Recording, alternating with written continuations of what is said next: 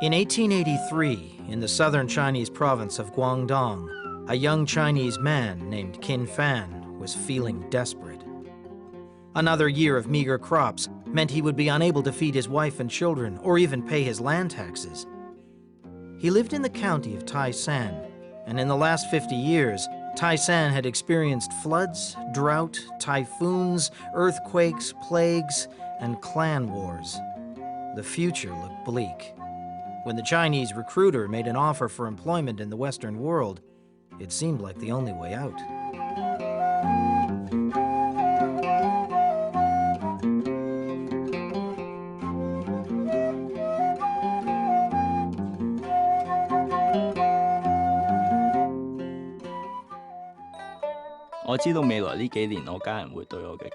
I knew the next few years would demand much from my family and me.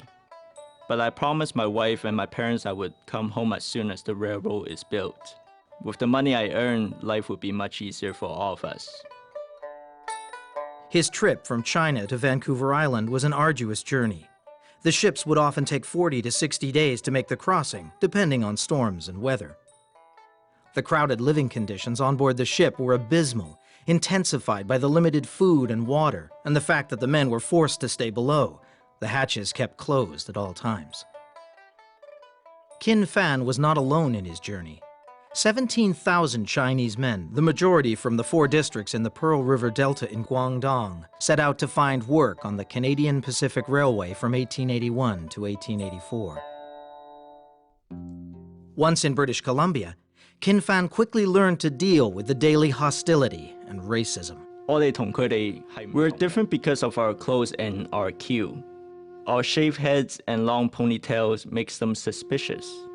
They hear us speaking Cantonese. They are impatient when we try to say English words, but make mistakes.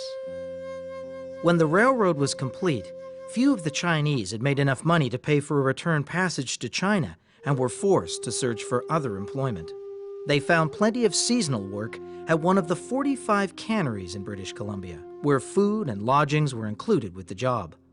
Chinese bosses recruited their countrymen for the canneries, ensuring the men had basic clothing and food, but paying them less than half the wages of the white cannery workers.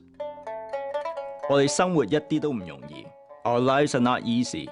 We stand for long hours, cold and wet.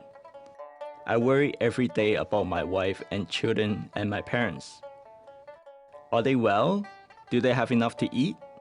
My thoughts make me want to work harder. Steveston quickly became the busiest fishing port in the world. Each cannery employed from 150 to 200 Chinese, native, and Japanese cannery workers for their production lines. We have been given a number tag to stick in our hats. Every time we arrive and leave the cannery, a bookkeeper marks down our number.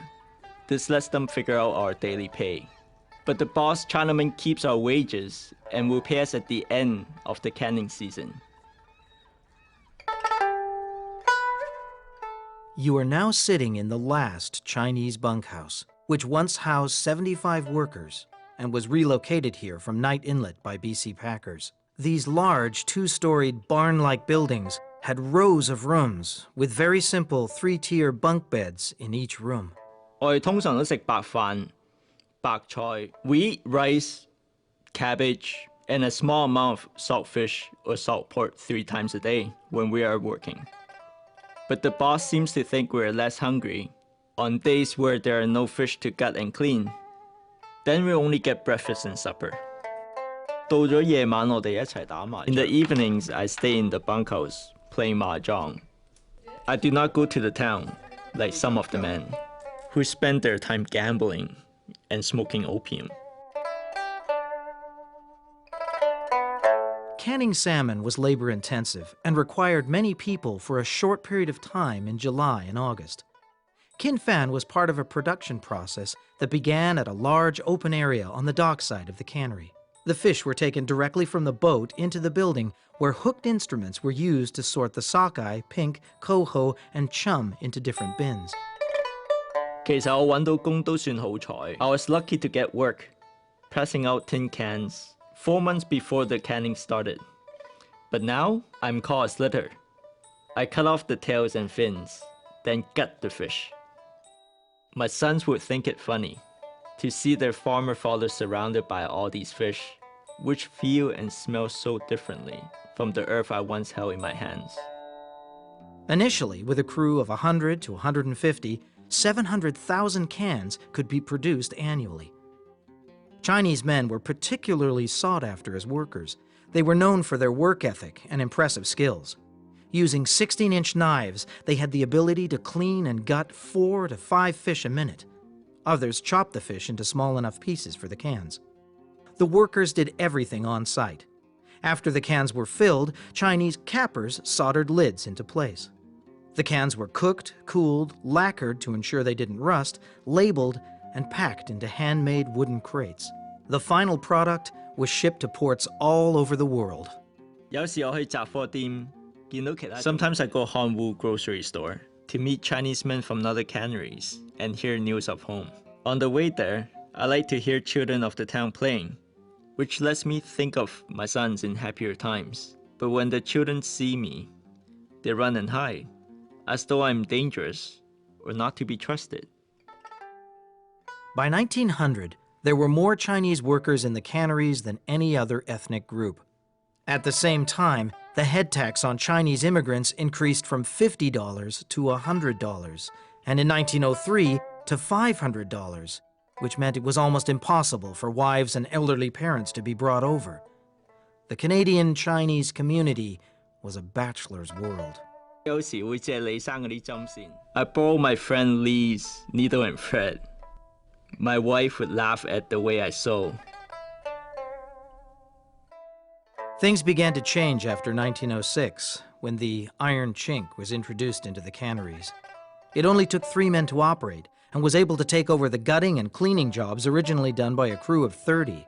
Also known as the Smith butchering machine, it could process 60 to 70 headless salmon per minute, chopping them into smaller pieces ready for canning. Another blow to the workers came from the Automatic Can Company in New Westminster, which produced 200,000 solderless cans per day, and suddenly the number of canning workers needed for the season diminished considerably. As each canning season ended, Kin Fan and the other workers had few choices regarding the upcoming winter months. Some of the men chose to stay in the unheated bunkhouses until the next canning season, surviving on rice, leftover cabbage, and dried fish. I will go to Chinatown in Vancouver to look for work in a restaurant. If I'm unlucky there, well, a hungry man is happy to dig ditches for pay. Lee is going to go to Victoria, but I think there is even less hope of winter work there. In 1913, a misplaced dynamite blast caused a landslide at Hell's Gate, blocking most of the salmon's annual spawning run up the Fraser River Canyon. The dramatic drop in salmon forced many canneries to close, which meant hundreds of cannery jobs were lost over the coming fishing seasons. Then, in 1923, the Canadian government passed the Chinese Immigration Act, which made it almost impossible for anyone from China to immigrate, resulting in many Chinese men staying in the Vancouver and Victoria Chinatowns with little hope of ever seeing their families again. Prime Minister John A. Macdonald had said the Chinese CPR workers were sojourners. Kin Fan knew firsthand the experience of being a sojourner, a temporary resident in a foreign land. He had begun his journey to Canada in the hope of making a better life for his family, but found himself forced by circumstances to stay. He continued to work with one goal in mind, the hope that by next year, or the year after that, I will have enough money to go home.